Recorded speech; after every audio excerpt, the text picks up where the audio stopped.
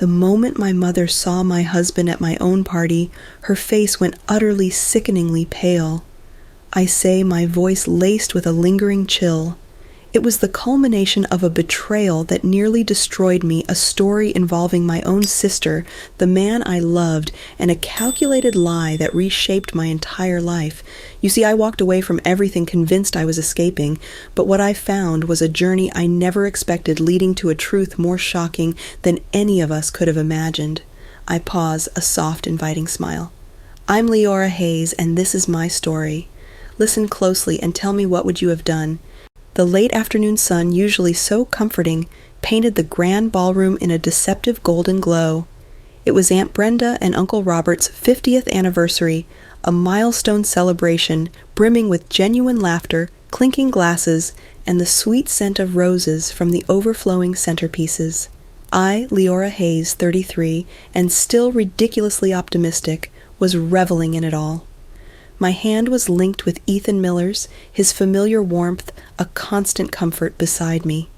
We'd been together for 3 years, a steady, comfortable rhythm that felt like the beginning of forever.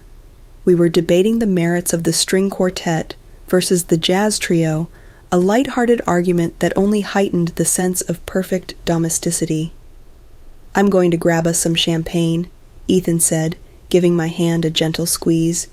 "And maybe some of those mini quiches before your cousin Leo devours them all." I watched him weave through the chattering crowd, a tall, confident figure with a kind smile. He disappeared around a corner, heading towards the kitchen entrance where the catering staff was bustling. My own glass was still half full, but a sudden, inexplicable urge to check on him, a tiny prickle of unease I couldn't quite place, nudged me. Perhaps he was caught up in a conversation, or maybe just lost in the throng. I slipped away from the table, excusing myself from a conversation about rising property taxes, my smile still plastered on, but my mind already elsewhere. As I approached the service corridor leading to the kitchen, the ambient party noise began to recede, replaced by the clatter of silverware and the low hum of voices. Then, piercing through the mundane sounds, I heard it. A voice familiar, precise, and entirely too close to Ethan's. It was my mother, Carol Hayes.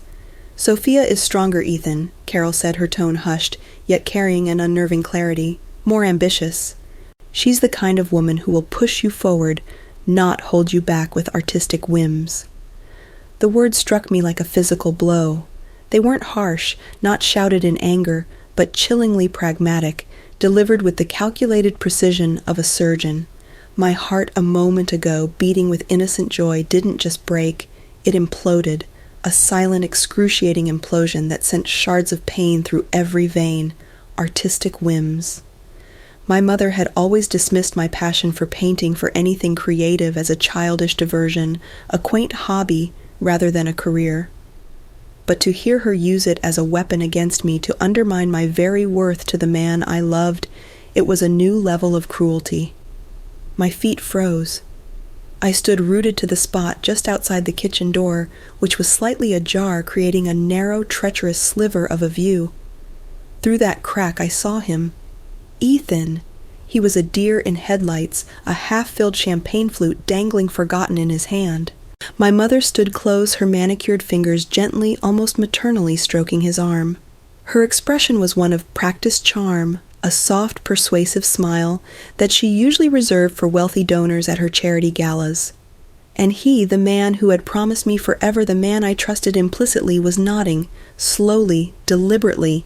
He didn't defend me, he didn't laugh it off, dismiss her words as nonsense. He just stood there clutching those forgotten glasses, absorbing every venomous word, every calculated insinuation against me.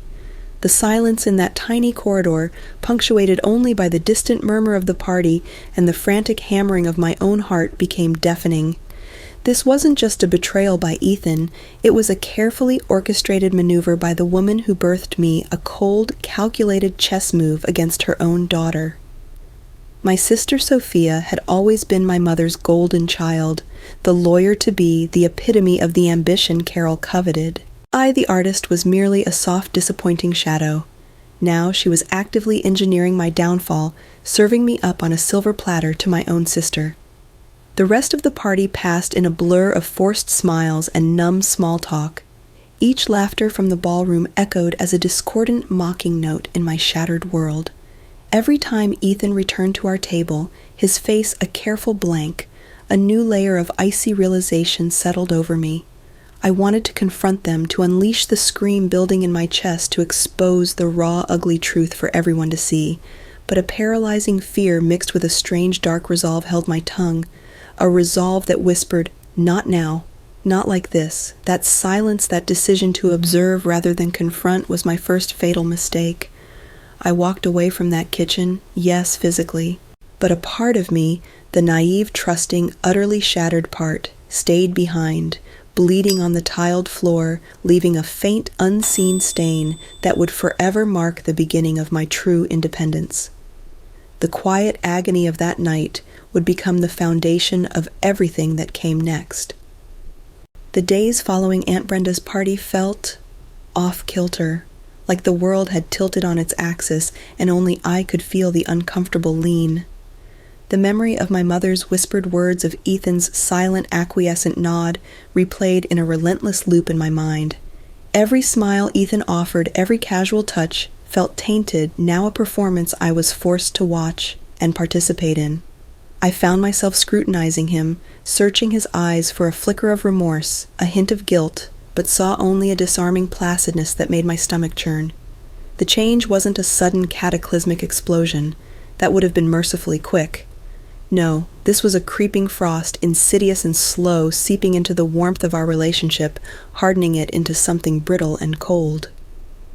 Ethan, who once used to light up at the mention of my latest painting, now seemed preoccupied. He started mentioning Sophia more frequently, weaving her into conversations with an unsettling ease. Sophia just landed this huge new account at Sterling PR Live. He'd say, his eyes a little too bright. "You should hear her talk about it. She's really crushing it." Or, "Sophia's really pushing me to get back into running. Her intense workout regimen has her looking incredible. Maybe you and I should try a boot camp class together sometime." The suggestion hung in the air, a thinly veiled comment on my less-than-gym-obsessed lifestyle, a stark contrast to Sophia's meticulously sculpted physique. Each comment, seemingly innocuous, felt like a deliberate jab, a small, insidious paper cut insignificant on its own, but accumulating into a stinging rash that covered my heart. Then came the cancellations. Dinners we'd planned for weeks were suddenly pushed aside for late nights at the office, though the vague descriptions of his projects always seemed to coincidentally coincide with Sophia's supposed late-night strategizing sessions.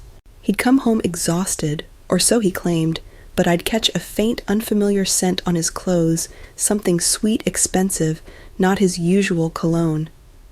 A knot of dread would tighten in my stomach each new instance, adding weight to the suspicion I desperately tried to suppress. My phone, once a conduit for our playful banter and shared moments, became a source of quiet terror.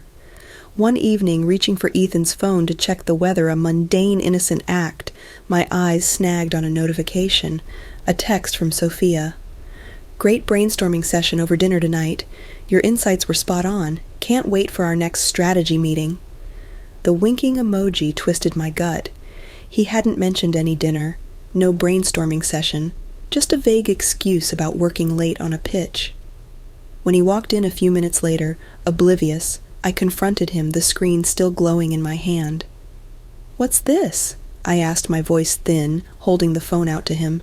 He glanced at it, his easy smile faltering for a split second before a mask of annoyance settled over his features.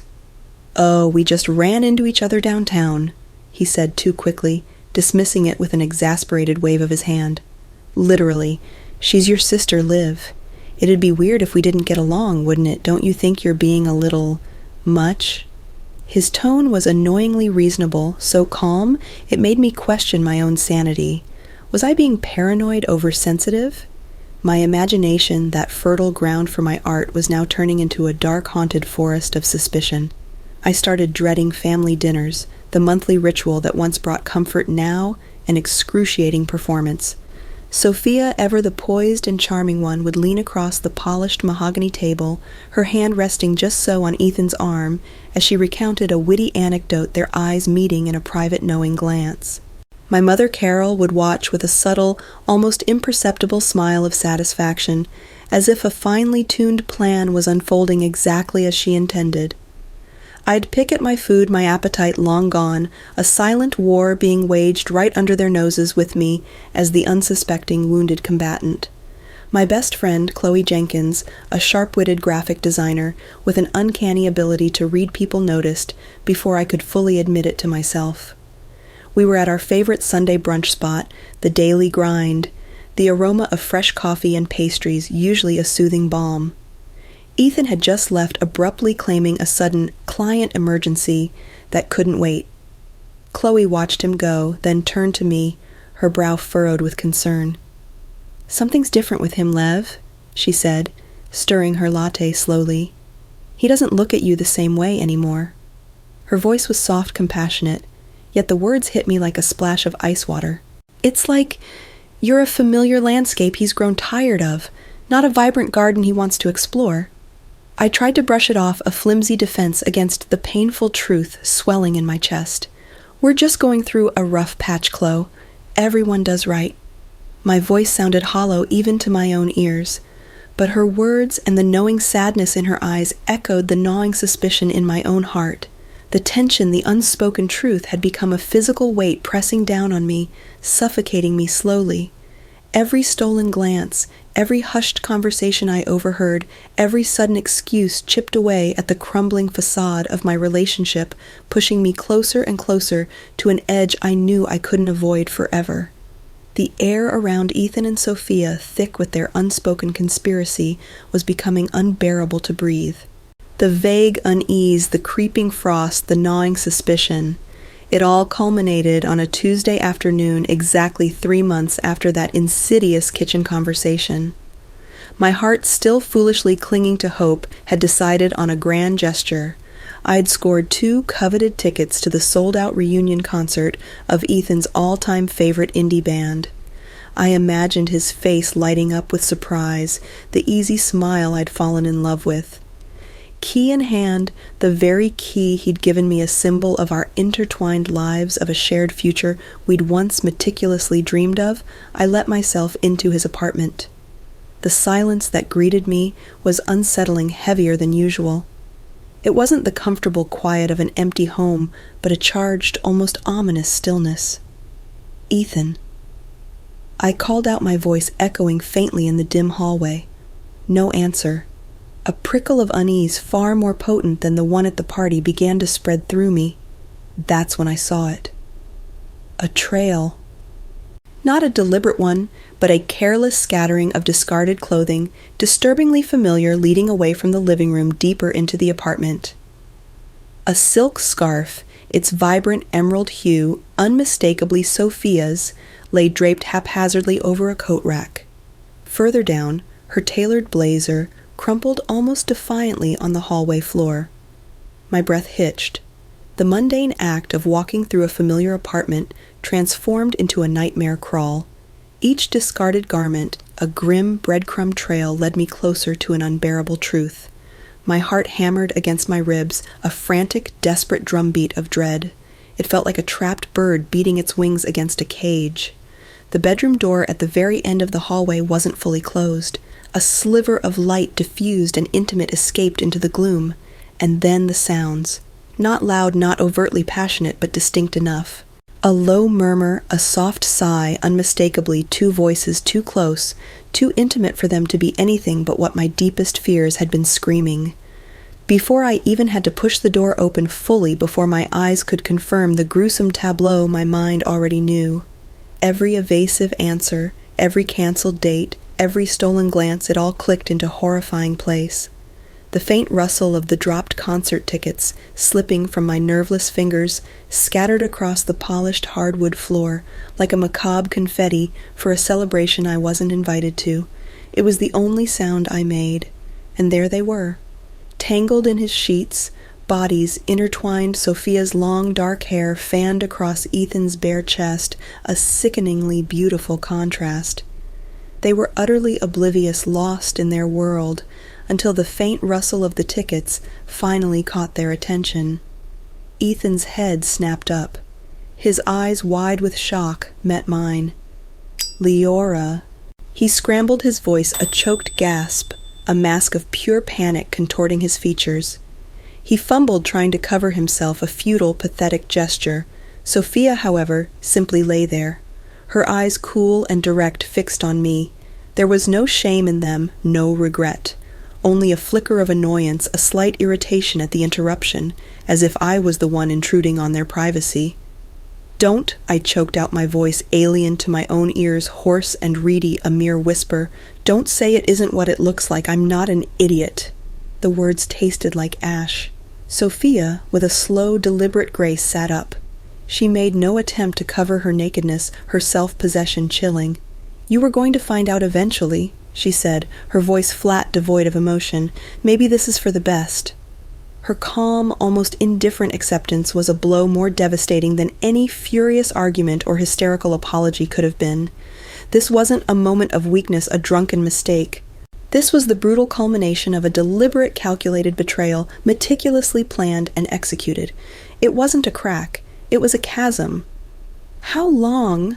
I whispered, though the answer hardly mattered. Every single second of my trusting ignorance was a wound. 2 months officially. Ethan mumbled, his gaze fixed on the rumpled sheets, unable to meet my eyes. His voice was thick with shame, but it offered no comfort. "But longer. We've been talking for longer." "Since Mom had her little chat," I finished for him, the words tasting like poison. A jolt, a flash of recognition crossed their faces. Their startled expressions confirmed I'd known more than they realized, that my suspicions weren't unfounded paranoia. I turned then, not bothering to retrieve the scattered tickets, leaving them as a cruel reminder of the future that would never be. I walked out of that apartment, not screaming or throwing things, though every fiber of my being screamed for it. I didn't lash out. I simply felt hollow, scrubbed raw from the inside out, an empty shell where a person used to be. The raw, immediate pain was a cold, sharp blade. The rage I knew would come later. It would be a slow burn, a steady, scorching heat that promised to reshape me, to harden the edges of who I was and forge something entirely new from the ashes of my shattered life. I stepped out of that apartment and into the blinding afternoon sun, a woman irrevocably changed. The morning after finding Ethan and Sophia, the air in my parents' meticulously clean kitchen felt suffocatingly sterile. Every gleaming surface, every perfectly placed utensil mocked the chaos churning inside me.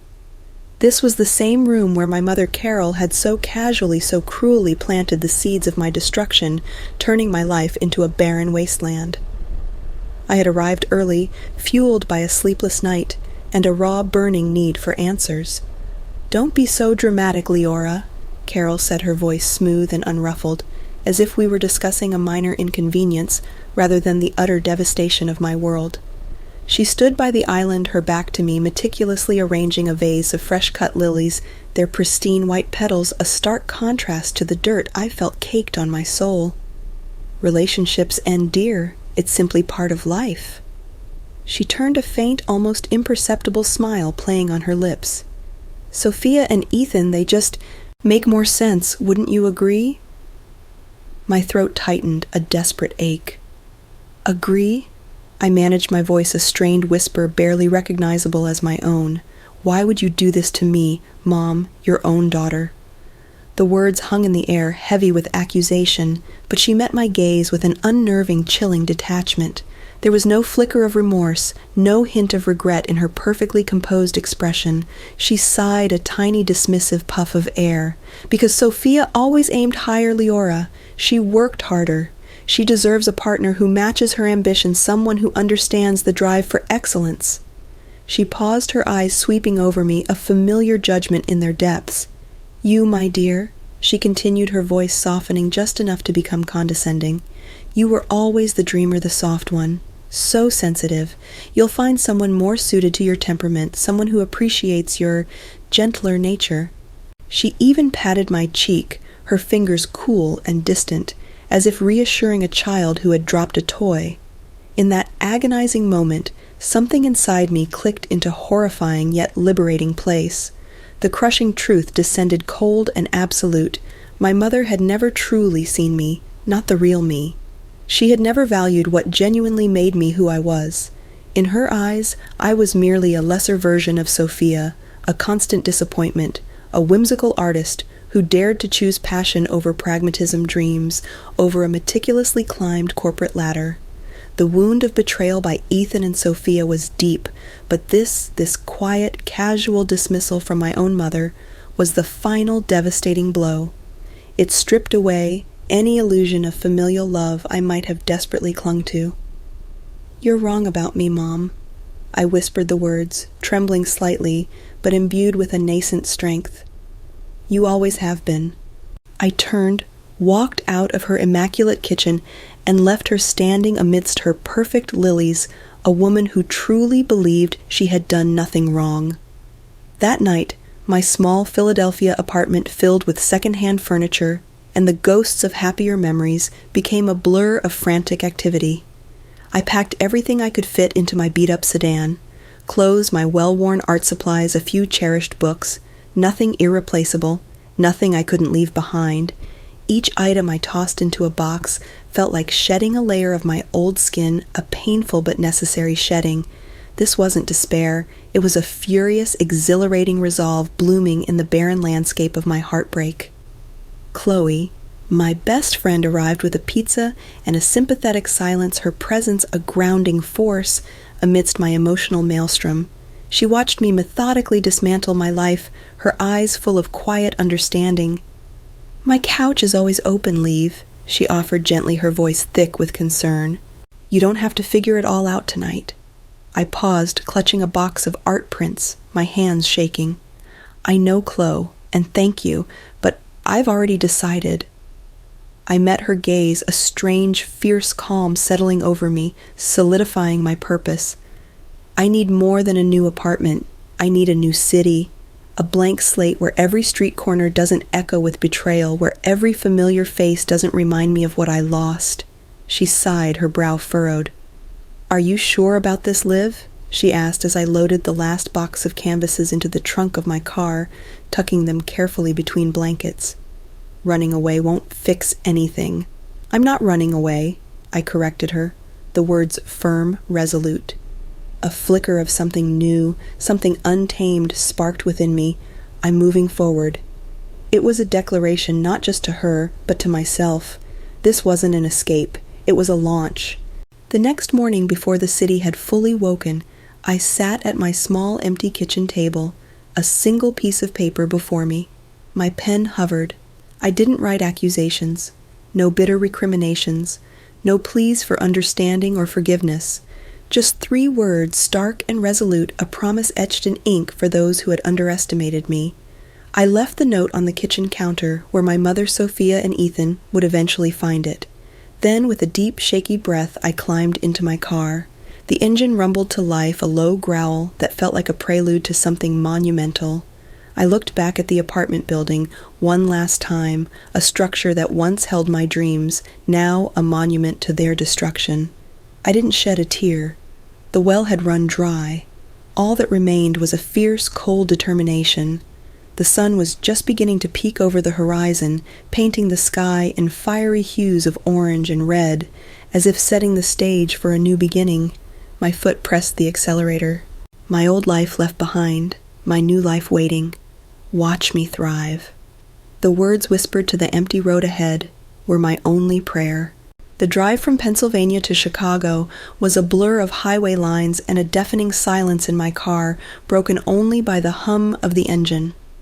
My mind, stripped bare of sentimentality, clung to the fierce, cold mantra, move forward, thrive. As I crossed the Illinois border, the sky, as if on cue, ripped open. Chicago welcomed me, not with a dazzling skyline, but with a torrential downpour, a fitting, almost cinematic baptism into my new, unforgiving life. My wiper struggled against the deluge, each swipe a desperate attempt to clear the blurring world ahead. How fitting, I thought, a bitter laugh bubbling in my throat to arrive in a storm. My GPS, a tiny, dispassionate voice, led me to a rundown motel on the city's outskirts. It was the only place my dwindling savings a meager cushion for a shattered life could afford. The parking lot was a patchwork of cracked asphalt and struggling weeds. Inside the room reeked faintly of stale cigarettes and an aggressive, cheap air freshener that only made the underlying stench more noticeable. It was far from the vibrant new beginning I'd envisioned, a stark reminder of how quickly life could unravel. I sat on the edge of the suspiciously lumpy bed, surrounded by my hastily packed life cardboard boxes, piled precariously my canvases leaning against the wall, silent witnesses to my displaced existence. The weight of it all, the sheer crushing reality of being utterly alone in a strange city, finally buckled me. I allowed myself exactly 5 minutes. 5 minutes to cry, to let the raw, self-pitying weakness wash over me. Tears streamed down my face, hot and stinging for everything I had lost for the naive girl who had trusted so easily. 5 minutes of unadulterated grief, a necessary purging before the real work, the brutal, unyielding work, had to begin. When my alarm chimed a harsh, unforgiving digital bleat, I wiped my face with the back of my hand, forcing the moisture away. My eyes, red and swollen, stared back at me from the tiny, mottled mirror above the sink. "This is it, Leora." I silently vowed no more looking back. I pulled out my old, faithful laptop, its familiar weight a small comfort. And with a desperation I hadn't known I possessed, I began hunting for apartments and jobs. The two tasks intertwined a frantic, symbiotic dance. Rent required a job required a stable address. It was a cruel, endless loop. 3 days later, after what felt like a dozen dismal apartment viewings, each one smaller, grimier, or more impossibly expensive than the last, I finally signed a lease for a tiny studio in Uptown. My realtor, a perpetually cheerful woman named Brenda, who seemed to operate on pure optimism, had called it a neighborhood with character. What she really meant, I quickly discovered, was that the building was ancient, the elevator frequently out of service, forcing me to trudge up 4 flights of creaking stairs, and my neighbors were a vibrant, noisy assortment of students, recent immigrants and night shift workers, whose schedules rarely aligned with mine. The thin walls offered little privacy, and the sounds of bustling lives constantly seeped into my small sanctuary. The rent, even for this humble space, consumed nearly 2/3 of what remained in my savings, a stark, tangible reminder of my precarious situation. It started an invisible countdown clock on my Chicago experiment, a ticking timer for my survival. "You have 30 days, Leora," I told my reflection in the bathroom mirror one morning, my voice flat devoid of emotion. I bought a pack of cheap magnets, shaped like tiny, cheerful coffee cups, the only decorative touch in my sparse, unfurnished new home, and used them to pin job listings to my refrigerator. Find work or admit defeat. The words stared back at me, a stark, undeniable challenge. Day after day, the rejections piled up, email after email, each one a fresh sting. Unanswered applications vanished into the digital void. Hope dwindled, replaced by a growing, sickening panic. I applied for everything: waitressing jobs, retail, even administrative roles I felt wildly overqualified for, but my fine arts degree seemed to be more of a hindrance than a help in the corporate world. My meticulously crafted resume, once a source of quiet pride, now felt like a joke. On the 28th day, with the clock hand inching closer to my self-imposed deadline, a flicker of possibility appeared in my inbox: an interview with Sterling Investment Group. It was an administrative assistant position, far from my artistic dreams, but it was something.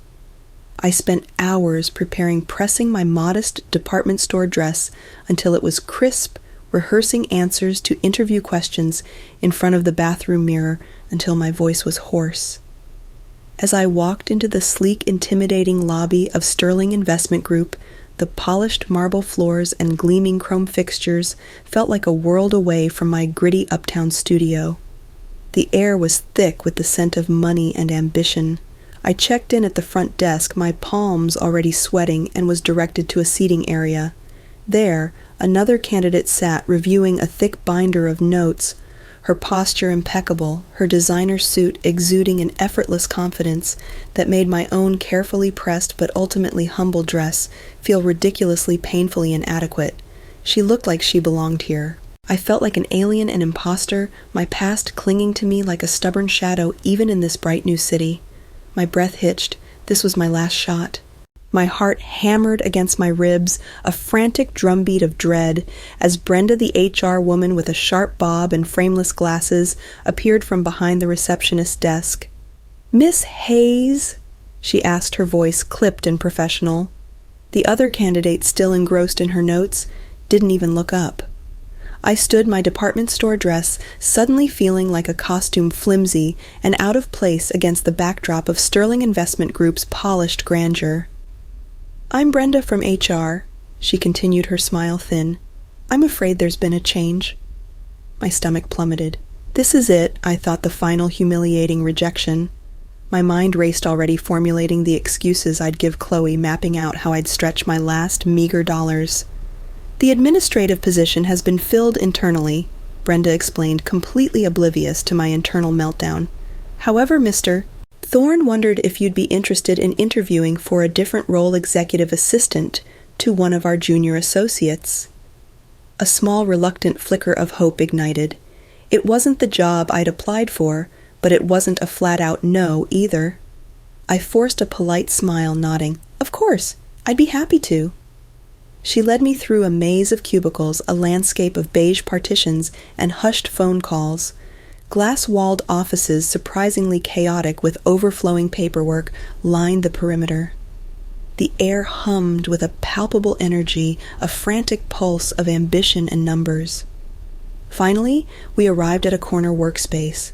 It wasn't an office, not exactly, but a large, bustling cubicle, overflowing with stacks of reports, financial printouts, and an impressive collection of crumpled takeout containers.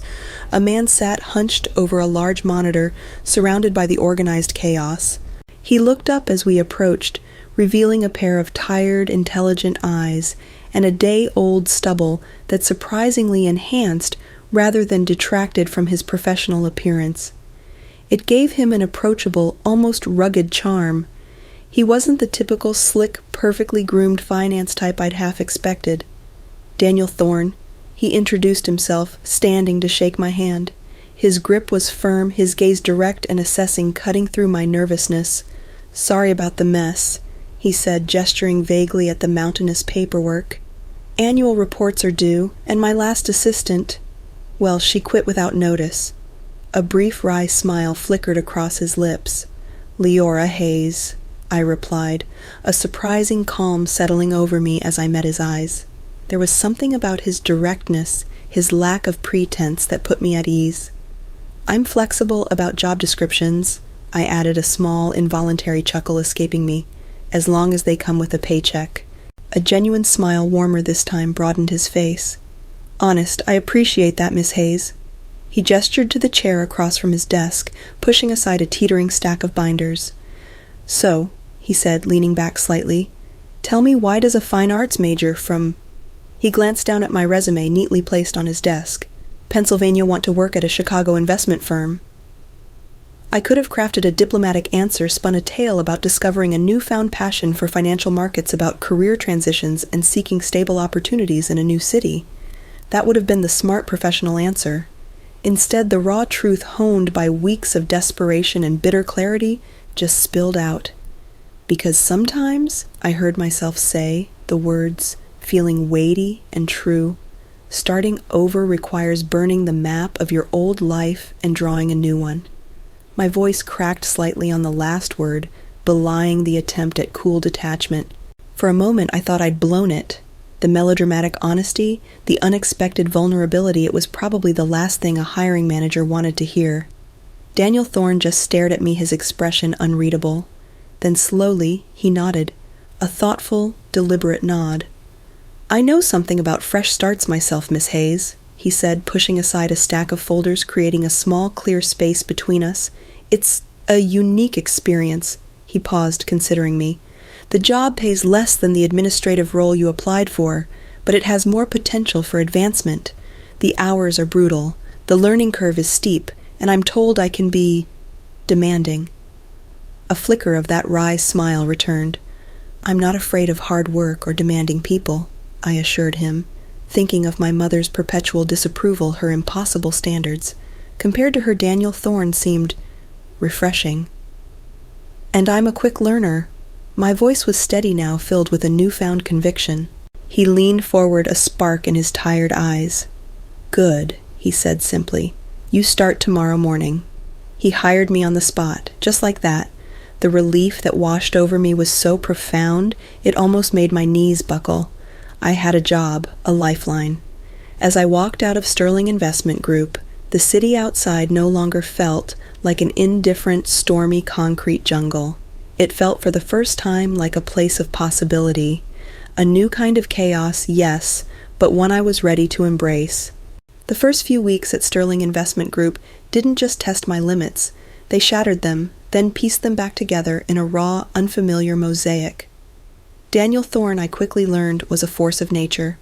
He worked 16-hour days, often longer, a relentless drive propelling him through dense client portfolios and complex investment strategies. He expected me, his new executive assistant, to keep pace, to anticipate his every need before he even voiced it. It was a baptism by fire, and I, the art major, was utterly submerged in a world of jargon spreadsheets and market trends that felt like a foreign language. My mornings began before dawn, fueled by lukewarm coffee and a stubborn determination. I'd arrived to find Daniel already at his desk, a ghost in the dim office, surrounded by the remnants of the previous night's work. I'd bring him fresh coffee, which invariably went cold, as he analyzed market fluctuations with an almost obsessive focus. I'd order lunches he'd forget to eat, only remembering hours later, usually after I'd gently nudged the forgotten container toward him. My days were a whirlwind of scheduling, managing calls, formatting reports, and navigating a complex hierarchy I barely understood. Yet somehow, amidst the chaos, I found a strange rhythm. My artistic eye, trained to see patterns in colors and forms, surprisingly lent itself to finding order in rows of numbers and organizing his overwhelming stacks of reports into manageable logical systems.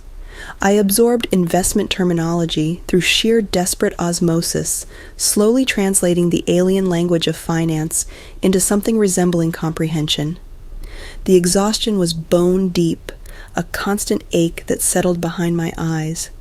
Many nights I found myself still at my desk, long after the last of the other associates had left the hum of the fluorescent lights, and the distant city sounds my only companions.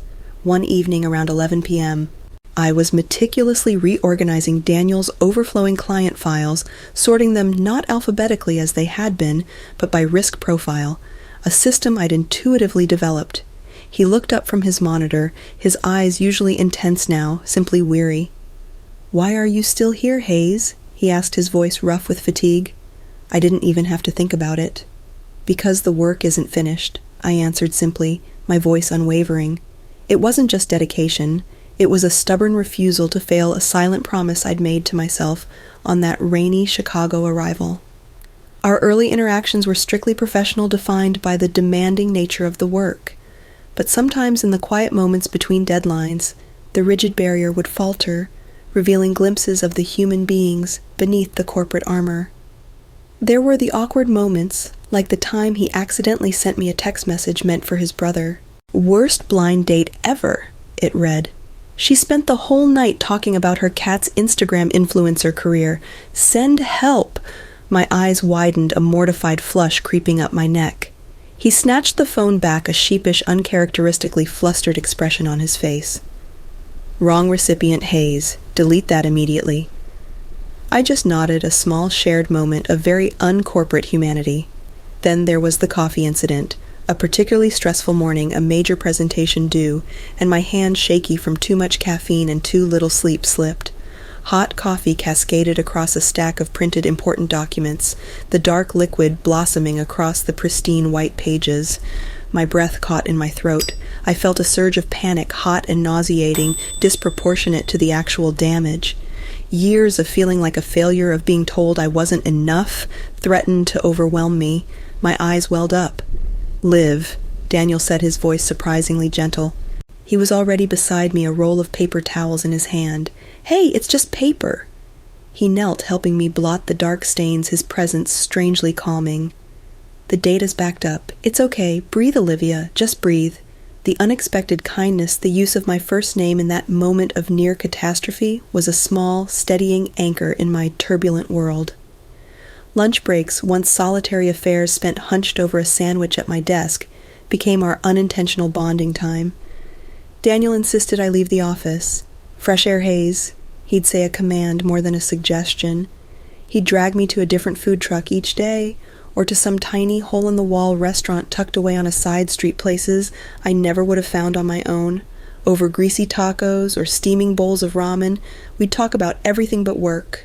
He'd talk about his passion for restoring vintage motorcycles, describing the roar of an engine, the satisfying grime of grease on his hands, the beauty of a machine brought back to life. His eyes would light up with a boyish enthusiasm that was utterly captivating and a stark contrast to his usual intensity. I, in turn, would hesitantly vaguely allude to my abandoned art, the freedom of a paintbrush, the satisfaction of a canvas coming to life. I kept my past vague, a carefully guarded secret, never mentioning Philadelphia, or a mother who saw me as soft, or a sister who had stolen my future. He never pressed for details, sensing perhaps the unspoken history that still clung to me. His quiet respect for my boundaries was a balm to my guarded heart. "You're a mystery, Hayes," he commented one afternoon, as we shared a particularly aromatic bowl of Vietnamese pho. His eyes, usually assessing, were now simply curious. Most people love talking about themselves, laying out their whole life story on the first day. I smiled faintly, deflecting. Most people have stories worth sharing. The unspoken implication hung in the air, mine wasn't. But he didn't challenge it, just nodded slowly, a thoughtful expression on his face. This casual curiosity, devoid of judgment, chipped away at the walls I'd built around myself. It was a subtle, almost imperceptible shift, but as the months passed, our professional rhythm didn't just improve. It became a finely tuned synchronicity. I began anticipating his needs before he voiced them, often having information or a document ready before he even asked. Our late nights in the office, once filled with stressed silence, evolved into companionable collaboration, occasionally punctuated by surprisingly personal conversations that stretched beyond work, delving into dreams, disappointments, and the unspoken weight of our pasts. The boundaries blurred slowly, beautifully. The late nights at the office, once filled with the frantic hum of overworked computers and the muted tapping of keyboards, had slowly transformed. They were still late, often stretching past midnight, but the atmosphere had shifted. The stressed silence had given way to comfortable companionship, punctuated by the occasional, surprisingly vulnerable conversation. We'd moved beyond spreadsheets and client pitches, delving into the quiet corners of our personal histories, chipping away at the carefully constructed walls we both held around our pasts. "My father wanted me to take over his construction business," Daniel confided one particularly late evening, his voice softer than I'd ever heard it. We were hunched over a whiteboard, sketching out a complex financial model, but his gaze was distant, fixed on something unseen. "He considers finance playing with other people's money." We haven't spoken in 2 years. The admission hung in the air, a raw, unexpected glimpse into the man behind the demanding professional facade. The words resonated with a painful familiarity. It was an opening, a moment of shared vulnerability. I took a deep breath, the office hum filling the silence, and offered a piece of my own guarded past. "My mother always preferred my sister." I began, my voice a little shaky, this being the first time I'd articulated that truth aloud to anyone in Chicago. Nothing I did was ever quite good enough for her. He didn't offer platitudes, no facile reassurances or empty judgments. He simply nodded, his eyes meeting mine, a quiet understanding passing between us. His silence, a profound and empathetic stillness, felt more healing than any words could have been. It was in those moments, in the unspoken connection forged amidst the fluorescent glow of a deserted office, that our bond deepened, transcending the professional. 6 months into my Chicago reinvention, 6 months of navigating the intricate world of Sterling Investment Group, Daniel asked me to join him for dinner. Not takeout at our desks, not a food truck on a street corner, but an actual restaurant. A place with linen tablecloths and soft lighting. My mind still operating on a work-first directive, immediately assumed it was a celebration of a major client he'd just landed another triumph for Sterling. I dressed carefully, feeling a flutter of anticipation that was entirely new. The restaurant was elegant, yet unpretentious, much like Daniel himself. We ordered, discussed the city's burgeoning art scene, a rare, delightful digression, and then over dessert, everything changed. He didn't pull out a celebratory bottle of champagne. Instead, he pushed a thick, leather-bound business plan across the table. "I've been developing this for 3 years, Olivia," he explained, his eyes suddenly intense, filled with a familiar fire I'd come to admire. I skimmed the document, the title emblazoned across the cover, Thorn Capital Solutions Investing in Tomorrow. The mission statement beneath it spoke of a boutique investment firm focused on sustainable businesses and first-generation entrepreneurs' clients, typically overlooked by traditional profit-driven firms. It was ambitious, visionary, and utterly captivating. I looked up confused, my pulse quickening. "Daniel, it's impressive, truly, but why show me?" He leaned forward, his gaze unwavering, cutting through any pretense. "Because I'm leaving Sterling next month to launch it," he said, his voice firm, resolute. "And I want you to come with me, not as my assistant." He clarified, his hand reaching across the table, not quite touching mine, but the gesture was intimate, inviting, but as operations manager. "You understand systems people and how to make things work in ways I never could." "That's insane," I managed the words catching in my throat. The sheer audacity of it took my breath away. "I barely understand the investment world. I'm an artist, Daniel, not a finance wizard." "You understand more than you think, Leora," he countered, his eyes crinkling at the corners. "And you have something far more valuable than a finance degree, integrity, intuition, and an innate ability to organize chaos. The technical stuff can be learned. You've proven that in the last 6 months. My mind raced a whirlwind of fear and exhilarating possibility. It was everything I'd run from, the risk, the unknown, the terrifying leap of faith. "It would be risky," I said cautiously, though something deep inside me, a dormant part of my soul, had already begun to hum with a resounding yes. "Extremely," he agreed, his candor disarming. There was no pretense, no attempt to sugarcoat the challenge. "We might fail spectacularly." He held my gaze, his conviction palpable. "But I'd rather fail building something meaningful, something true to our values, than succeed making wealthy people marginally wealthier. I'd rather try and fall than never soar at all." I studied his face, searching for any signs of the impulsiveness, the shallow ambition, the self-serving calculation I'd seen in others, in Ethan, in my mother.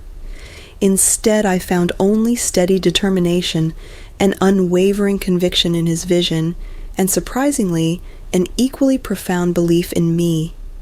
It was a mirror reflecting the strength he saw, a strength I hadn't truly recognized in myself. For the first time since leaving Pennsylvania, I wasn't looking backwards, wasn't just running away from something. I was moving towards something real, something extraordinary. A quiet certainty settled over me, a profound sense of purpose I hadn't felt in years. "When do we start?" I heard myself ask the words, a joyous declaration, a commitment to a future I couldn't yet see, but instinctively knew was mine. The restaurant lights seemed to twinkle brighter, the soft jazz music swelled, and the taste of dessert suddenly became sweeter, a celebration of a new path forged in trust and shared dreams. The leap from employee to co-founder, from Leora Hayes, the assistant to Leora Hayes operations manager of Thorn Capital Solutions, felt both exhilarating and terrifying. Our transition from colleagues to business partners happened with a seamless, almost natural ease. We spoke a shared language of ambition, vision, and relentless hard work. The initial weeks were a whirlwind of setting up our bare-bones office, securing initial funding, and burning through endless cups of coffee. Every challenge, every small victory strengthened the professional foundation we were building. But beneath the spreadsheets and business plans, a different kind of shift was quietly, irrevocably occurring. The comfortable camaraderie that had developed during late nights at Sterling began to evolve into something more profound. Our marathon business discussions outlining strategies and market projections gradually bled into conversations about our deepest hopes, our unspoken dreams, and the lingering scars of our pasts. Dinners, initially just fuel to power through another evening of work, stretched long into the night, discussing everything but finance. Shared laughs, quiet confessions, the subtle unfolding of two souls learning to trust again.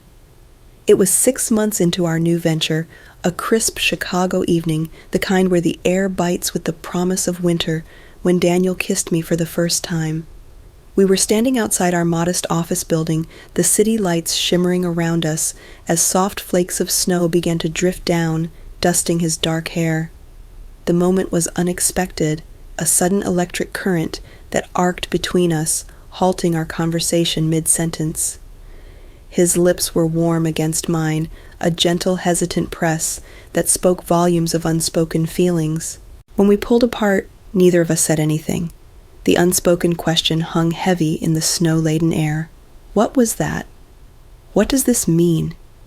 We were both acutely aware of the precarious business relationship we'd built, too afraid to complicate it, to risk everything on a single impulsive moment. But when it happened again, a week later, over a late-night review of a client proposal, the pretense of an impulse, a fluke, evaporated. This was something real, something potent. "This could ruin everything we've built, Daniel," I warned him one evening, my voice laced with a genuine fear of losing not just the business, but this fragile, precious connection. He reached for my hand across the table, his fingers intertwining with mine. "Or," he countered, his eyes so often focused and intense, now soft with a quiet conviction, "it could be the foundation for something even better." He was always the optimist to my cautious realist, the boundless visionary to my pragmatic grounder. His faith in something better was unwavering, and it began to chip away at my ingrained cynicism. Our courtship was in many ways unconventional. Business meetings often morphed into impromptu dates. Market research trips to neighboring states became weekend getaways, blending professional necessity with stolen moments of burgeoning romance. We kept our burgeoning relationship private from clients and investors, determined to be taken seriously in a field where women were often viewed as accessories rather than equals. We needed to prove our competence, our dedication, our sheer grit, but beneath the professional veneer, our connection deepened, grew richer. Daniel's steady presence, his unwavering belief in me, began to heal the wounds I hadn't realized were still festering. He saw me, truly saw me, not as a lesser version of anyone, but as Leora, intelligent, resilient, and capable. That profound acceptance was a balm to my soul. Within a year, as spring bloomed across Chicago, Daniel proposed. It wasn't a grand romantic gesture with fireworks and string orchestras. It was a mundane moment, perfectly us. We were sprawled on my living room floor, both in sweatpants surrounded by a sea of quarterly projections. He'd just finished explaining a complex market trend, and I was making notes, a pen tucked behind my ear. He looked up suddenly, his eyes meeting mine, and a profound certainty filled them. "Marry me, Leave," he said, his voice quiet, almost husky. "Be my partner in everything. No ring, no rehearsed speech, no elaborate knee bends, just raw, unvarnished certainty that caught me completely off guard. It was the most genuine proposal I could have ever imagined. My heart, which had been so guarded, so broken, swelled with an overwhelming emotion. People will say it's too soon. I hesitated, a faint echo of my mother's judgmental voice, but my heart had already screamed its answer. "Let them talk," Daniel replied, his grip firm on my hand. "I've never been more sure of anything in my life." 3 months later, on a surprisingly sunny autumn day, we stood before a justice of the peace at the Cook County Courthouse. Our witnesses were simple Chloe, who had flown in from Pennsylvania, her eyes glistening with happy tears, and Daniel's older brother Alex, a gruff but kind-hearted man who offered a rare, genuine smile. I wore a simple cream linen dress, Daniel a charcoal suit. No elaborate vows, no flowery speeches, just straightforward promises spoken with unmistakable conviction. "I choose you as my partner in all things, Olivia," Daniel said, holding my hands tightly, his gaze unwavering. "I promise that our partnership will always come first, before work, before success, before everything else." His words, simple yet profound, resonated deep within me, finally healing something that had been broken by betrayal and dismissed by family. This wasn't a man looking for someone stronger or better. This was a man who saw me exactly as I was, flaws and strengths intertwined, and chose me deliberately wholly. That acceptance was everything. Our reception was dinner at our favorite Vietnamese restaurant, the very one where we'd shared so many lunches, so many confessions. Mrs. Nguyen, the owner, with her kind eyes and knowing smile, had insisted on decorating our table with vibrant fresh flowers and serving a bottle of champagne she'd been saving for special occasions. "To partnerships that lift us higher," Daniel toasted, raising his glass, his eyes shining with happiness, not just for our success, but for the life we were building together. The honeymoon glow of our courthouse wedding quickly gave way to the relentless, unromantic realities of launching a startup. Thorn Capital Solutions. Our fledgling company was born not in a sleek corporate office, but right there in our one-bedroom apartment in Uptown. Every square foot was meticulously optimized to save on overhead costs, transforming our cozy home into a makeshift command center.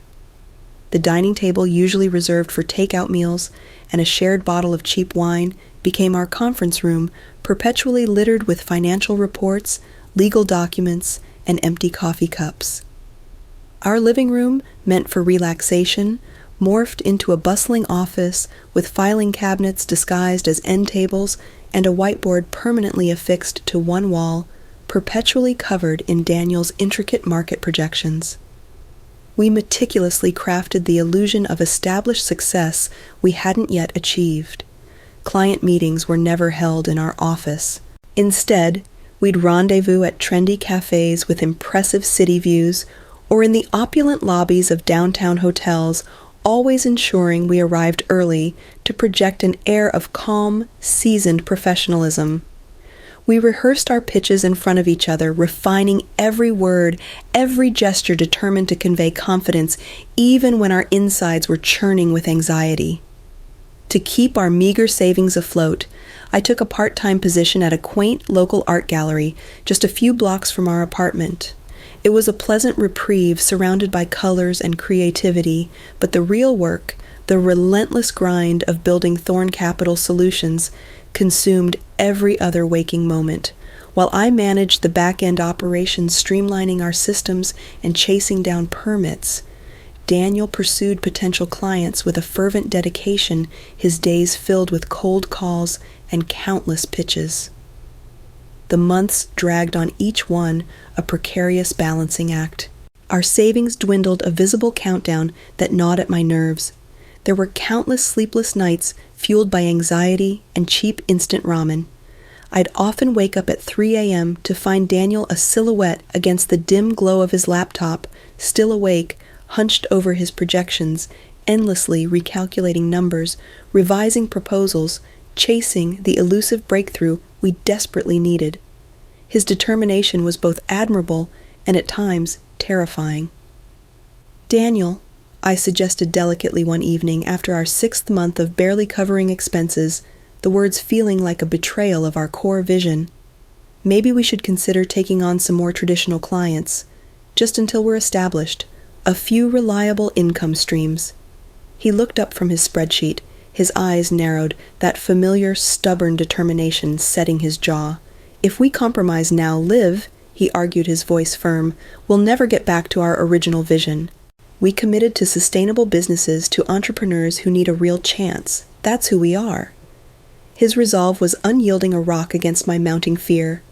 Our first real argument as a married couple erupted a few nights later, sparked by the volatile subject of finances. Daniel wanted to invest a significant portion of our emergency fund, our last financial safety net, into expanding the business to hire a junior analyst to scale faster. I, the pragmatist, the one haunted by the memory of utter destitution, insisted we needed security. "What if it doesn't work, Daniel?" I demanded, my voice tight with fear. "What if we lose everything?" The fight escalated, sharp words exchanged, frustration bubbling over. It ended with slammed doors and hurt feelings, the silence in the small apartment thick with unspoken tension. But even then, in the heat of our first true marital storm, we found our way back to each other. The argument ended not with capitulation, but with a hard-won compromise, half for growth, half for security. It became our pattern, our unwritten rule, his boundless ambition balanced by my cautious pragmatism, creating an equilibrium neither of us could have achieved alone. We were two halves of a whole, constantly adjusting, constantly negotiating, but always pushing forward together. 8 months into our marriage, when I was beginning to truly question if our dream was sustainable, opportunity finally knocked. Not with a resounding bang, but with a quiet, persistent insistence. A small, sustainable energy company founded by a passionate inventor who had been dismissed by dozens of larger, more traditional firms needed investors. They weren't just looking for profit. They needed partners who understood their mission beyond the bottom line, their environmental impact, their community benefits. Daniel poured every ounce of his energy into that pitch. He spent weeks developing a presentation that explained not just the potential returns on investment, but the profound environmental impact and the tangible community benefits of their technology. It wasn't just business, it was a crusade. I stayed up all night with him, designing informational packets, meticulously choosing fonts and imagery that showcased both professionalism and personality, weaving a visual narrative that underscored their powerful story. The day they chose us, a tiny fledgling firm operating out of a one-bedroom apartment over established, well-funded competitors, was a turning point. And they didn't come alone. They brought 3 other eco-conscious businesses with them, a ripple effect of trust and shared values. Finally, we had momentum, real tangible momentum. "We need to celebrate," Daniel insisted, practically bouncing with exhilaration. I, ever mindful of our still fragile budget, was hesitant, but he had a plan. That evening, he surprised me by recreating our very first date takeout containers from our favorite Vietnamese restaurant, the same one where we'd celebrated our wedding dinner. The living room, usually a sea of spreadsheets and file boxes, was cleared. Spreadsheets were pushed aside to make room for steaming spring rolls and fragrant noodles on our makeshift dining table. "To our first major deal," Daniel toasted, raising a coffee mug filled with surprisingly decent grocery store wine. His eyes, bright with a joy that reached deep into my soul, met mine. "And to my brilliant wife," he added, his voice thick with emotion, "who never stopped believing even when I almost did." In that moment, surrounded by the beautiful, messy reality of our shared dream, I knew with absolute certainty that leaving everything behind had been the best decision I ever made. This messy, wonderful life we were building, brick by painstaking brick, was undeniably ours. That first major deal, sealed over Vietnamese takeout and grocery store wine, was the seismic shift we'd been desperately waiting for. The business didn't just grow, it blossomed, spreading its roots steadily, organically. Thorn Capital Solutions, once a bold vision sketched on a whiteboard in our living room, began to take on a tangible form. Our one-bedroom apartment, once a symbol of our resourceful beginnings, quickly became laughably cramped. File boxes multiplied, overflowing with client contracts and financial statements. Office equipment, printers, monitors, even a small wheezing server began to colonize every available surface. Our sofa, originally meant for relaxation, became the primary workspace for our first wave of interns, bright-eyed college students eager to learn the ropes of sustainable investment. Conference calls, once a quiet affair, now demanded strict privacy, forcing Daniel and me to conduct hushed conversations from our bedroom, the door tightly closed, while our team navigated the living room office. The arrangement, while endearing in its grit, became increasingly unsustainable. The final straw came one morning when a potential very high-profile investor arrived 15 minutes early for a meeting. I was stepping out of the shower, wrapped in a towel, to find him already being led into our conference room, the dining area by a flustered intern, my still damp hair plastered to my scalp, a stark contrast to the polished professional I usually presented.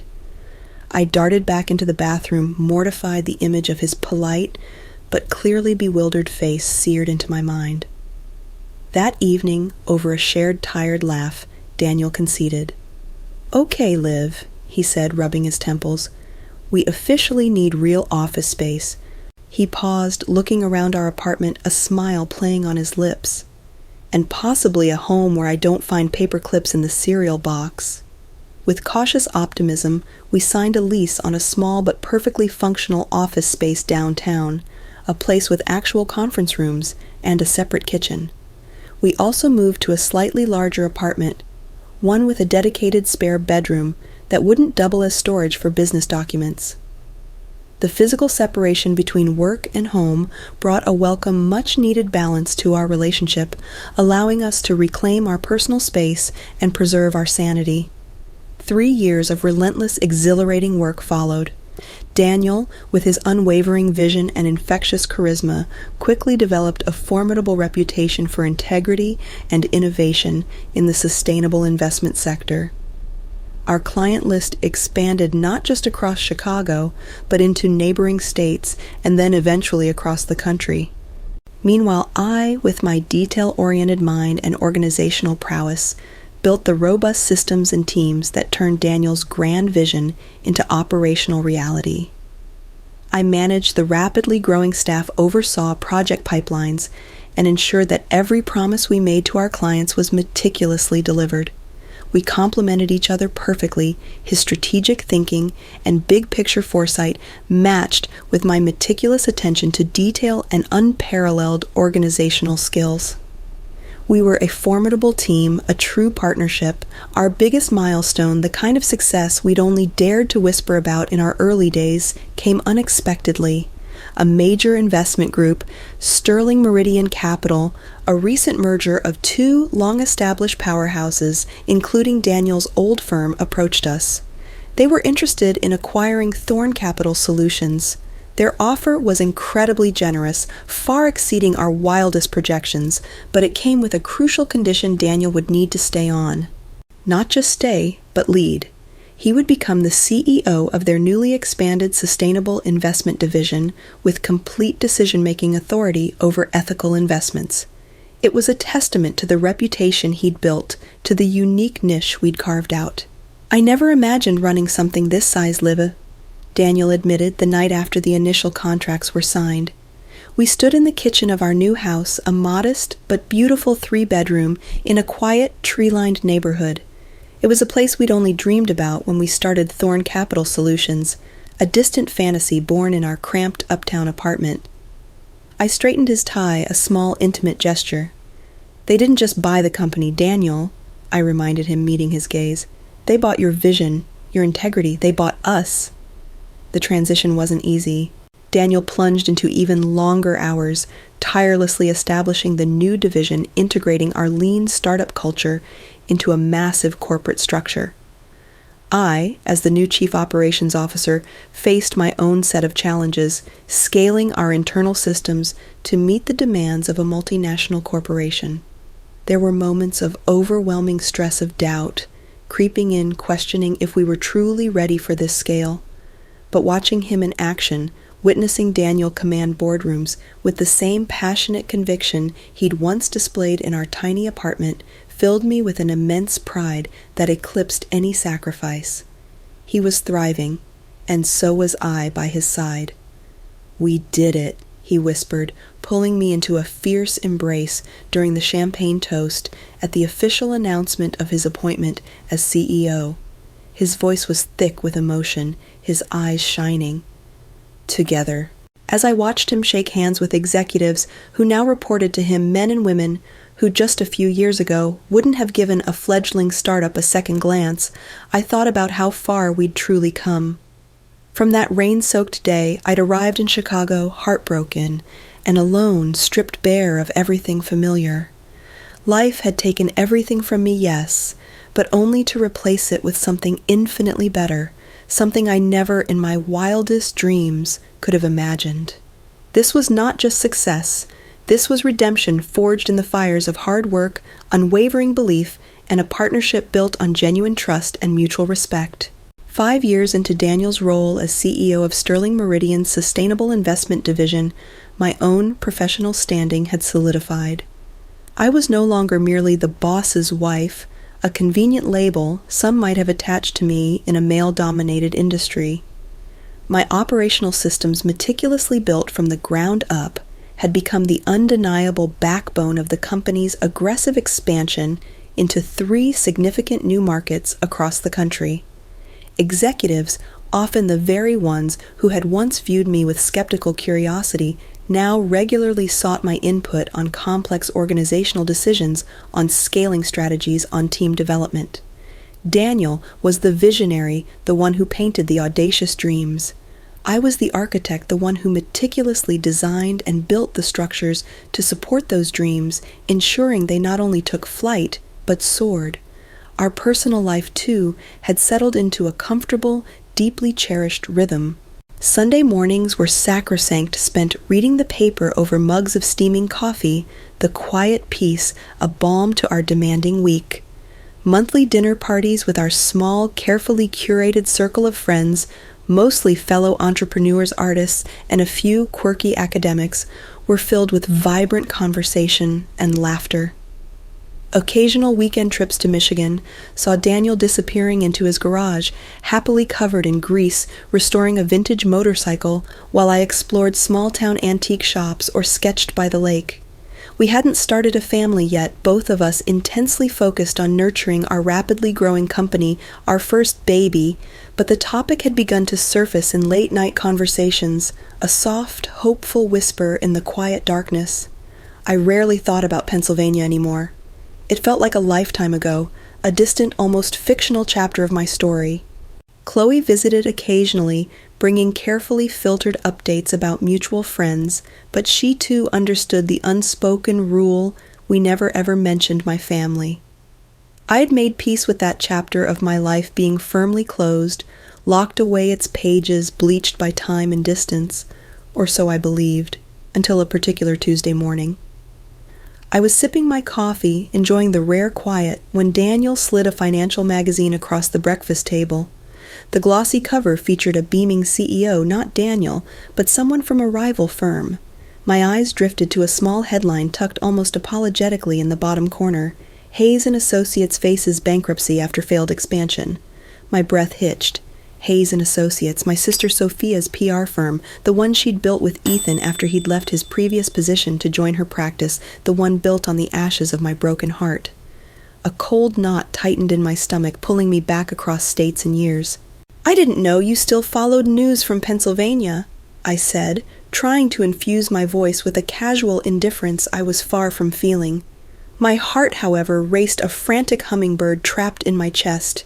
Daniel, ever perceptive, watched me carefully. "I don't usually, but Sterling Meridian is on our acquisition shortlist and, well, your ex works there now.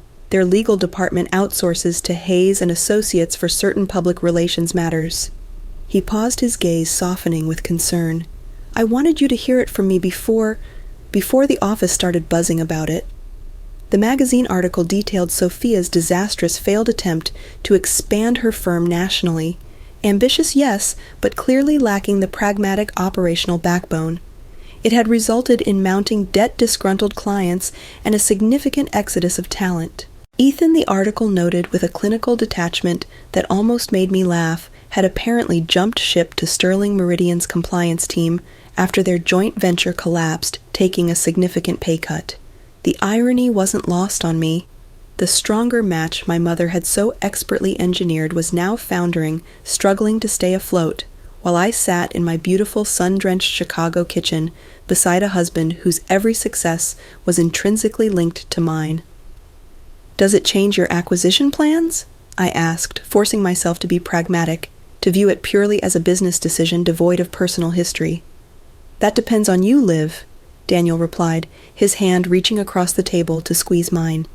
His willingness to sacrifice a strategically smart business move for my emotional comfort, to prioritize my well-being over corporate gain, exemplified why I'd fallen so deeply, so irrevocably in love with him. "Don't be ridiculous," I said, squeezing his hand back, a genuine warmth spreading through me. "It's just business."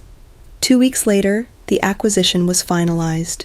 Sterling Meridian would maintain its brand identity, its vast network, but it would now operate squarely under our corporate umbrella.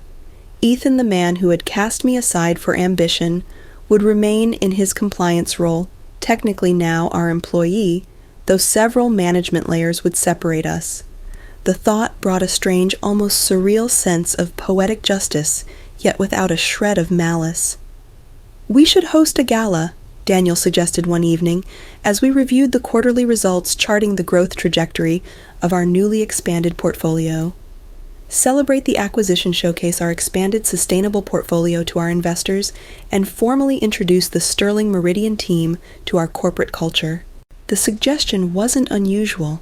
We hosted similar high-profile events annually, typically at Chicago's Natural History Museum, where the grand architecture and soaring exhibits perfectly resonated with our company's commitment to sustainability and future innovation. What caught me off guard, however, what made my teacup freeze halfway to my lips, was Daniel's next comment. "And I think," he continued, completely oblivious, "we should invite Ethan Miller and the key players from Pennsylvania, including any affiliated legal representatives. Show them our corporate values extend beyond Chicago."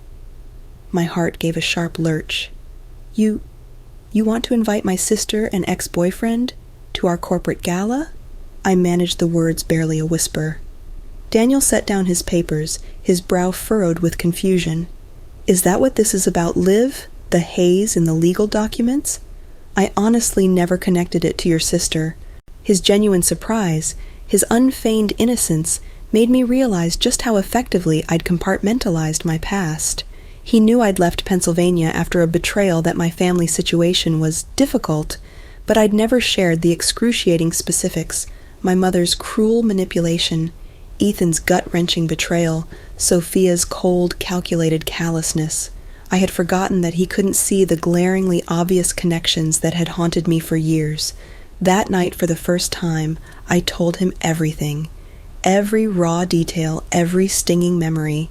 My mother's casual dismissal, her ruthless chess game, Ethan's spineless complicity, Sophia's chilling indifference, her smug, unapologetic acceptance of what she'd taken. I expected sympathy, perhaps righteous indignation on my behalf, maybe even a protective anger. What I didn't expect was Daniel's thoughtful silence. He listened, truly listened, his hand gently holding mine as I recounted the years of buried pain. Then, after a long moment, he spoke. His voice was soft but firm, with an unexpected perspective. "Maybe it's time they saw who you've become, Olivia," he said, his eyes filled with a quiet strength that mirrored my own. "Not for revenge, but for closure. You've built an extraordinary life here, a life that's authentic to who you are, not what anyone else wanted you to be." His words, imbued with such profound understanding, unlocked something deep inside me, a desire not for retribution, but for recognition. Not to hurt them as they'd hurt me, but to simply stand confidently before them as the woman I'd become, despite their dismissal of my worth, despite their efforts to diminish me. "We'll invite them." I decided, a new exhilarating sense of purpose coursing through me. All of them. Ethan, Sophia, even my mother. The next few weeks were a blur of gala preparations, overlaid with a growing nervous knot in my stomach. I channeled my nervous energy, my newfound resolve, into ensuring every detail was perfect, from the sustainably sourced seafood menu to the carbon-neutral transportation for guests. Every element was a reflection of Thorn Capital Solutions' values. Our event coordinator, a seasoned professional who usually handled everything, commented that she'd never seen me so intensely involved in planning before. As I reviewed the finalized guest list, seeing their names in stark black and white, Carol Hayes, Sophia Hayes Miller. Ethan Miller brought a fresh wave of emotions, swirling and potent emotions I thought I'd processed years ago. What would they think seeing me now? Would my mother still view me as the lesser daughter? Would Ethan just for a fleeting moment regret his choice? The questions circled like vultures, sharp-beaked and relentless, despite my determined attempts to dismiss them. "Having second thoughts, Liv?" Daniel asked, finding me staring blankly at the invitation mock-ups late one night, my gaze fixed on the elegant script that spelled out Olivia Thorne. "Not about inviting them," I clarified, exhaling slowly. "Just wondering if I'm doing this for the right reasons. Am I still seeking their approval after all these years? Am I proving something to them or to myself?" Daniel sat beside me on the sofa, taking my hands in his presence a warm, steady anchor. "Only you can answer that, my love. But from where I stand, you stopped needing anyone's approval the day you drove into Chicago with nothing but determination and talent." He leaned forward, kissing my forehead softly. "Whatever your reasons, Leora, I'll be right beside you. Always." His steady confidence bolstered mine, shoring up my wavering resolve. The next morning, with a new lightness in my step, I approved the final invitation list without hesitation. The RSVPs arrived gradually over the following weeks, a slow trickle turning into a steady stream.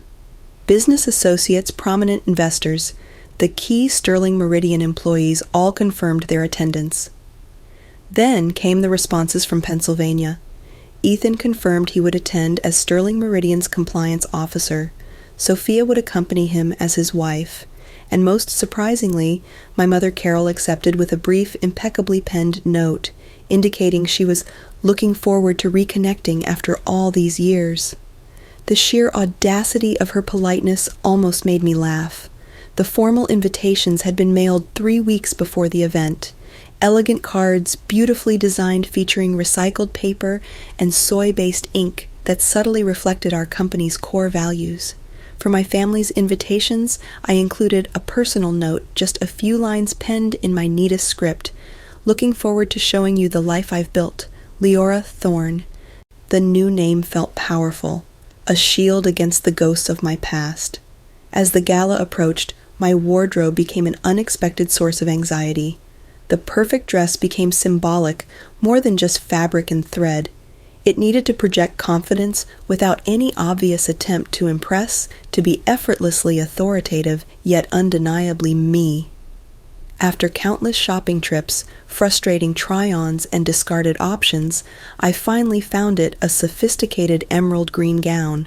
Its rich color complemented my eyes, and its clean lines projected an elegant authority that felt authentic, not forced. It wasn't loud. It simply was.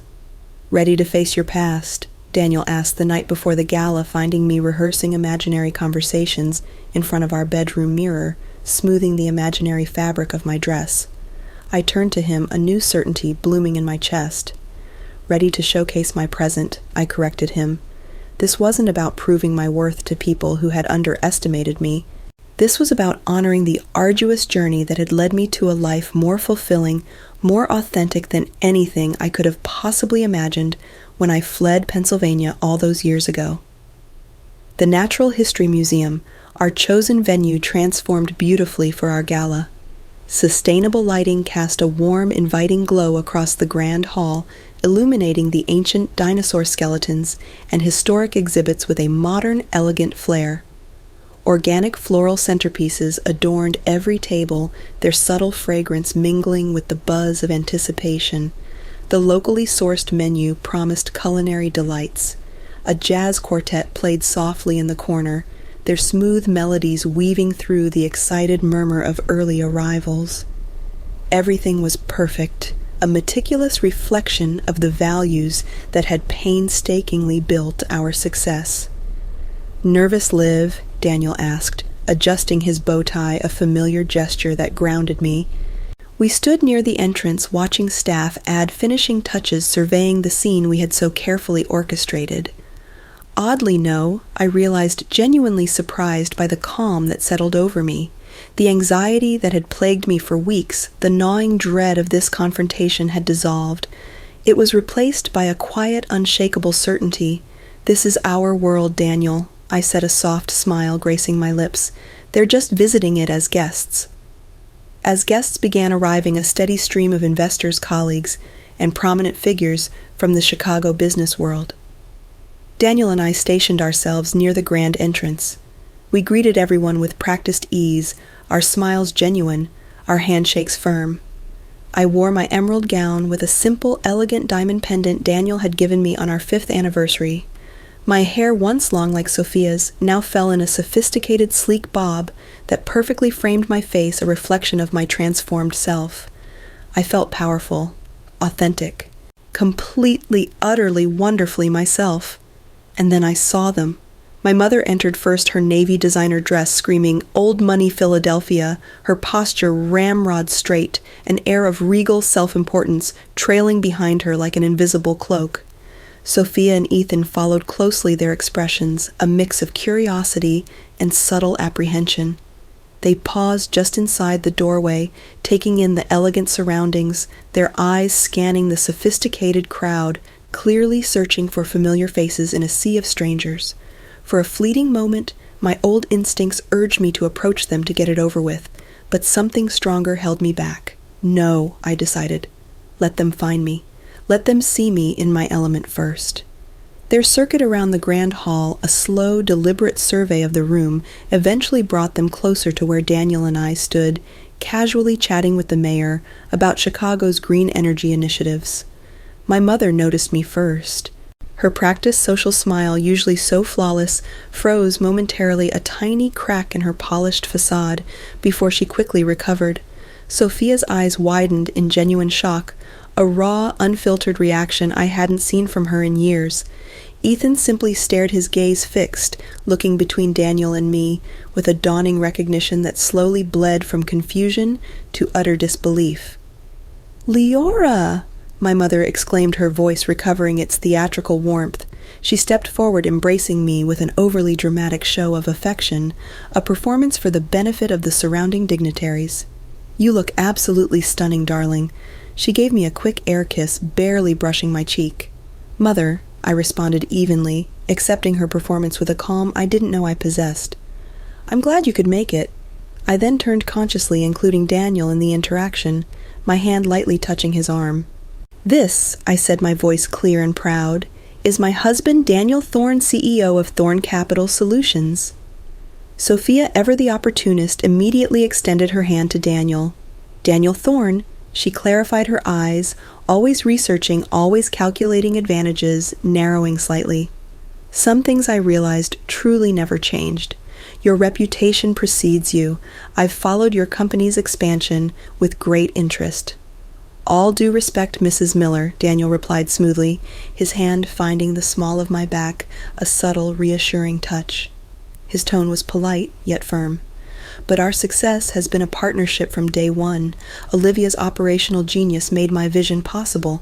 Without her, none of this would exist." The surprise in their eyes was subtle, but unmistakable. This wasn't the narrative they had expected. They had envisioned the heartbroken girl, perhaps finding a successful man to rescue her, to grant her a comfortable life. Not a partnership of equals, a woman who had built her own empire, not merely married into one. Ethan, who had been standing slightly behind Sophia, stepped forward, his face a mixture of bewilderment and dawning realization. "Ethan Miller," my ex introduced himself stiffly, extending a hesitant hand to Daniel, "compliance officer at Sterling Meridian." "Yes, we're familiar with your position, Mr. Miller." Daniel nodded professionally, shaking his hand with a polite but firm grip. "Welcome to the family of companies." Ethan's expression shifted, a flicker of confusion, giving way to understanding, then outright shock. You're Sterling Meridian's new parent company," he stammered, his eyes darting between Daniel and me, a desperate search for an explanation. "Indeed." I confirmed, my voice calm, savoring the moment without a shred of malice, only a quiet, profound satisfaction. The acquisition was finalized last month. Daniel will be making the official announcement during his speech later this evening. Their discomfort was palpable. Sophia's usual composure wavered her lips, pressing into a thin line. Ethan's face paled the man who had discarded me for someone stronger, now realizing he was answering to the very company I had helped build. The sister who had so casually taken what she believed was hers now stood before me not as the superior sibling, but as the wife of a mid-level employee. The tables hadn't just turned, they had been utterly upended. "If you'll excuse us," Daniel said graciously, sensing the awkwardness, "we should continue greeting our guests. Please enjoy yourselves."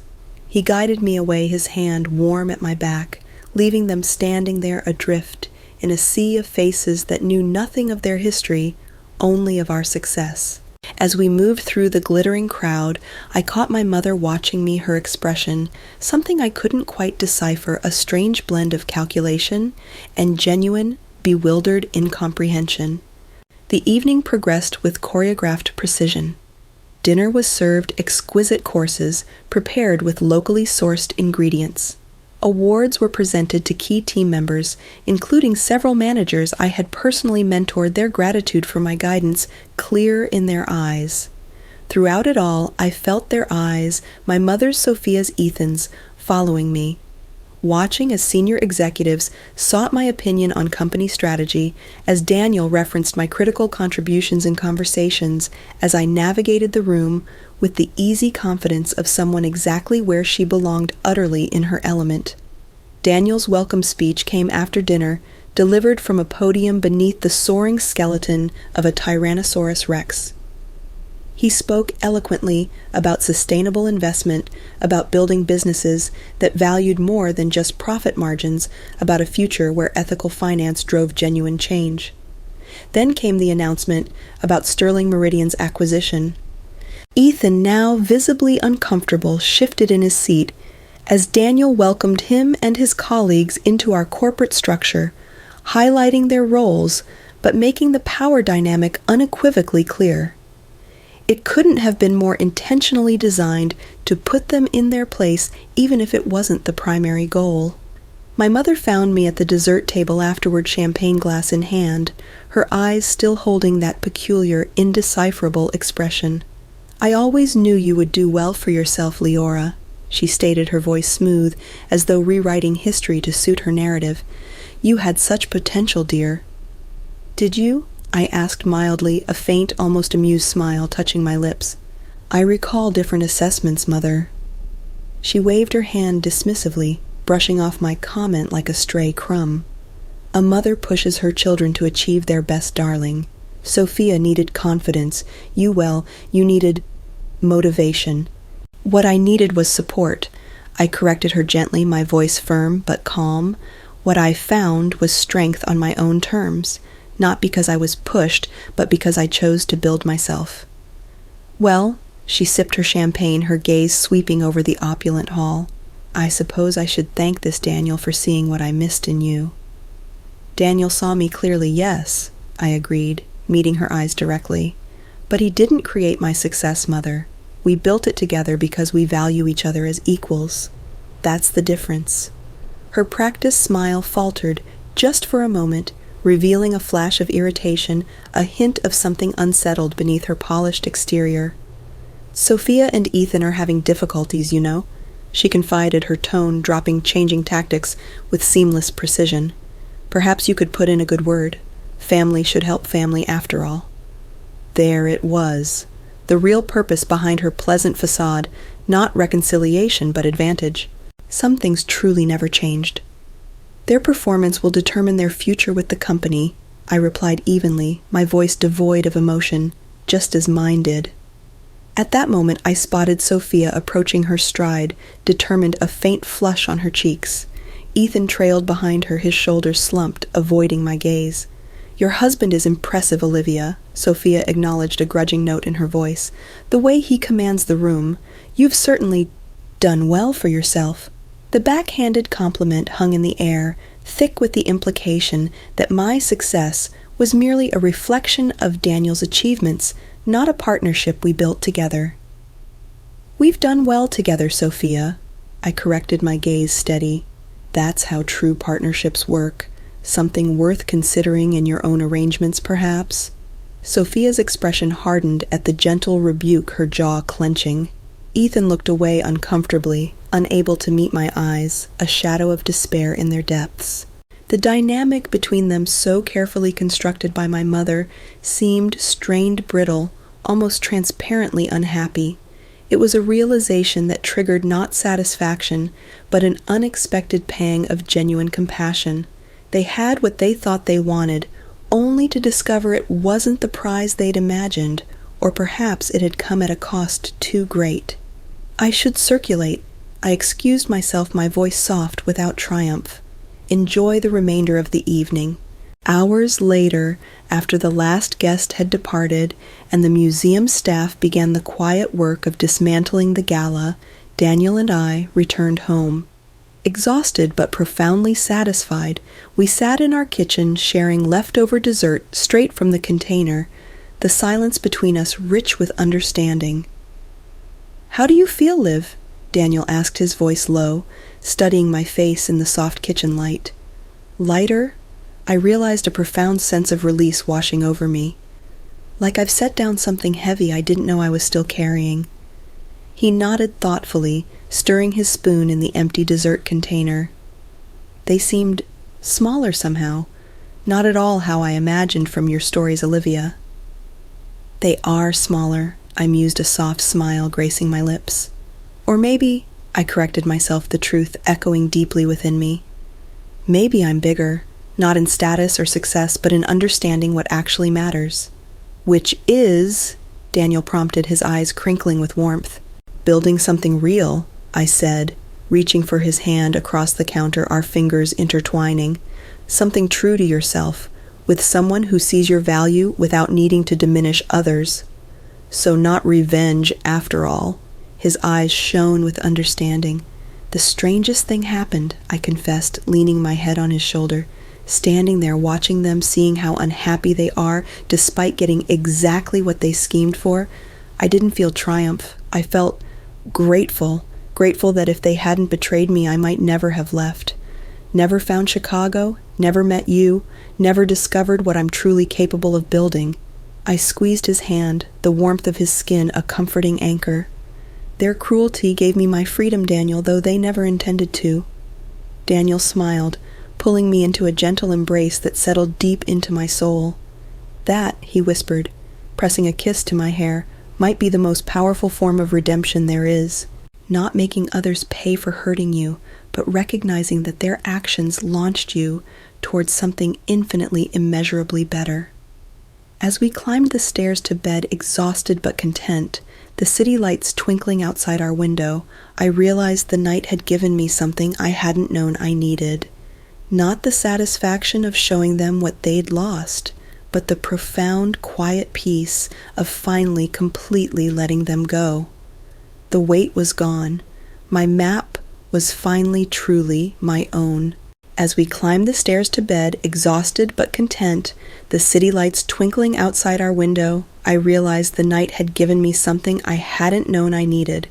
Not the satisfaction of showing them what they'd lost, but the profound, quiet peace of finally, completely letting them go. The weight was gone. My map was finally, truly my own. So there you have it, my story. From the quiet agony in a Philadelphia kitchen to the bright, buzzing energy of a Chicago gala, it's been a winding, sometimes brutal, often exhilarating path. What started as a betrayal, a desperate flight, transformed into a life I never dared to dream of, built on resilience, authenticity, and a partnership more profound than any I could have imagined. Looking back, the lessons aren't neatly packaged, but they're etched deep into my soul lessons I hope resonate with you too. Embrace the unraveling. First, sometimes the most painful endings are just disguised beginnings. When my world shattered, I truly believed it was the end of everything. My heart was broken, my self-worth in tatters. But that very destruction created the blank canvas I desperately needed. It forced me to leave a situation where I was constantly undervalued to shed layers of expectation and disappointment imposed by others. If your life feels like it's unraveling, trust that it might just be making space for something extraordinary. Don't fear the void. It's pregnant with possibility. Discover your own definition of strength. Second true strength isn't about fitting someone else's mold of ambition. My mother, Sophia, and Ethan all valued a very specific external kind of power, the corner office, the impressive title, the public recognition. They saw my artistic spirit, my sensitivity as weaknesses. But in Chicago, I learned that my strength lay in my intuition, my meticulous nature, my ability to create order from chaos, and my unwavering integrity. It was in building something from nothing, not by being ruthless, but by being true.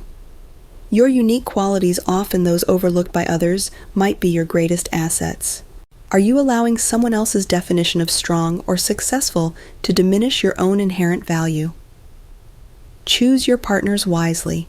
Third, and perhaps most profoundly, who you choose to build your life with in business and love, in friendship, changes everything. I learned the hard way that a partnership built on convenience ambition or external validation will crumble under pressure, but a partnership like the one I found with Daniel, forged in mutual respect, shared values, and unwavering belief in each other, can weather any storm and build empires not just of wealth, but of genuine happiness. Seek out those who see you, who value your essence, and who want to lift you higher, not diminish you to elevate themselves. The power of letting go. And finally, the most liberating lesson of all redemption isn't about making others pay for their wrongs. It's about recognizing how their actions set you free. For so long, a part of me subconsciously craved for Ethan, Sophia, and my mother to see what they'd lost to acknowledge my worth. But standing there at that gala, seeing their strained dynamic, their quiet unhappiness despite achieving what they'd schemed for, I felt nothing but a profound gratitude. Their cruelty, unintended as it was, had gifted me the freedom to find my authentic self, my true purpose, and a love that understood and celebrated every facet of who I am. The greatest victory isn't proving them wrong, it's realizing their judgment no longer holds power over you. It's walking away from the shadows of the past and stepping fully into the brilliant light of your present. What heavy burdens might you be carrying, thinking you need to prove something to someone from your past? What freedom awaits when you finally truly let them go? If this story resonates with you, if it makes you pause and think about your own journey, please leave a comment below. I'd love to hear your thoughts and experiences. And if you enjoyed stepping into my world for a little while, don't forget to subscribe to the channel so you don't miss the next videos. Because every life holds countless stories, and some are just waiting to be shared.